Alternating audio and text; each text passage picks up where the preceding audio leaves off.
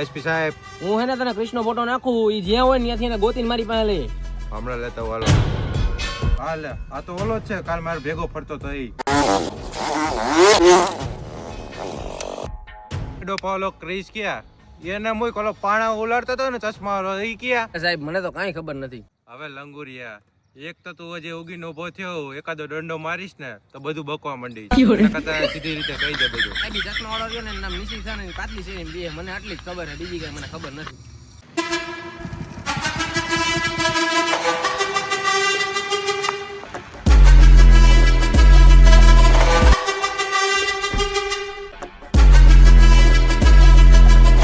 એ નિશિત, અરે સાહેબ તમે મારી જગ્યા ઉપર. ઓલો ક્રિસ ક્યાં ગયો?